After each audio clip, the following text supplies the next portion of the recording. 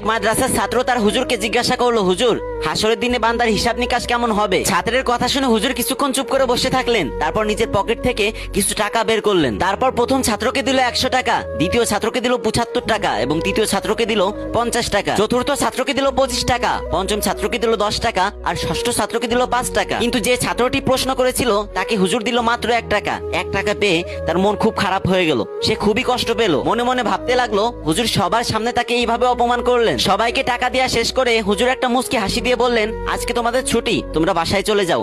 এই টাকা খরচ করবে এবং আগামীকাল এসে এই টাকার হিসাব দেবে। তারপরের দিন সবাই সেখানে উপস্থিত হলো আর দেখতে পেল হুজুর একটা বড় কড়াই গরম করতেছে। কড়াই গরম করা শেষ হলে হুজুর সব ছাত্রদের উদ্দেশ্য করে বলল, আমার দেয়া টাকা তোমরা কিভাবে খরচ করেছো, কোন পথে খরচ করেছো, সেই সব কিছুর হিসাব তোমাদের এই গরম কড়াইয়ের উপর দাঁড়িয়ে দিতে হবে। তখন সবাই ভয় পাচ্ছিল, কিন্তু একজন ছাত্র সাহস করে সেই গরম কড়াইয়ের উপর দাঁড়িয়ে তার হিসাব দিতে শুরু করলো। এভাবে প্রথম জন থেকে শুরু করে ষষ্ঠ জন পর্যন্ত সবাই হিসাব দিল, কিন্তু গরম কড়াইয়ে তাদের পাও পুড়ে গেল। সবার শেষে সেই ছাত্রটি আসলো যাকে হুজুর 1 টাকা দিয়েছিল। সে হাসি মুখে তাড়াতাড়ি তার হিসাব দিয়ে চলে গেল, তার পাও পুড়লো না। টাকার হিসাব দেওয়ার পর প্রথম জন থেকে ষষ্ঠ জন পর্যন্ত সবাই তাদের পুরা পায়ে পানি ঢালছে, কিন্তু হুজুর যাকে 1 টাকা দিয়েছিল সে সবার সামনে দাঁড়িয়ে দাঁড়িয়ে হাসতেছে। তখন হুজুর সব ছাত্রদের উদ্দেশ্য করে বললেন, এই হলো সেই হাসরের ময়দানের হিসাবের নমুনা, যার সম্পদ যত কম তার হিসাব তত সহজ। আর আজকে আমরা ভাবি আমরা যত সম্পত্তি বানাতে পারবো, আমরা যত টাকা পয়সা বানাতে পারবো, তত আমাদের পাওয়ার বাড়বে। হে আল্লাহ, আপনি যদি আমাদের কাছে হিসাব চান